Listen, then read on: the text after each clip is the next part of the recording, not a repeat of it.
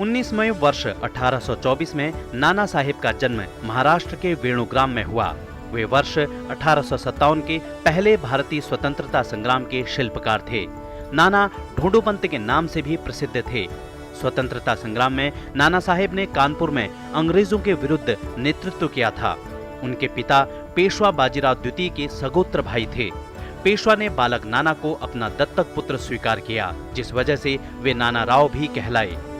पेशवा बाजीराव द्वितीय के स्वर्गवास के बाद नाना राव ने मराठा साम्राज्य के 14वें पेशवा पद की दावेदारी की। जब मेरठ में क्रांति का श्री गणेश हुआ तो नाना साहब ने बड़ी वीरता और दक्षता से क्रांति की सेनाओं का कभी गुप्त रूप से तो कभी प्रत्यक्ष रूप से नेतृत्व किया। 1857 को जब कानपुर से अंग्रेजों ने प्रस्थान किया तो नाना साहेब ने पूर्ण स्वतंत्रता की घोषणा की और कुछ समय के लिए पेशवा की उपाधि भी धारण की। 19 मई वर्ष 1904 में भारत के महान उद्योगपति जमशेदजी टाटा का निधन हुआ। वे विश्व प्रसिद्ध औद्योगिक घराने टाटा समूह के संस्थापक थे। टाटा समूह को भारत में सबसे धनवान समूह होने पर उतना गर्व नहीं होगा जितना कि अपने सबसे विश्वसनीय समूह होने पर होगा।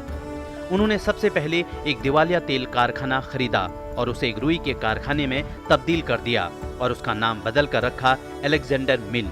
उन्होंने न केवल कपड़ा बनाने के नए नए तरीके अपनाए बल्कि अपने कारखाने में काम करने वाले श्रमिकों का भी खूब ध्यान रखा।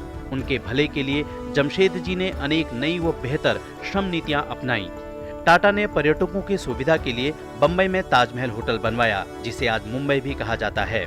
ताज होटल पूरे एशिया में अपने ढंग का अनूठा होटल है। जिन दिनों स्थानीय भारतीयों को बेहतरीन यूरोपियन होटलों में घुसने नहीं दिया जाता था, ताजमहल होटल इस दमनकारी नीति का करारा जवाब था।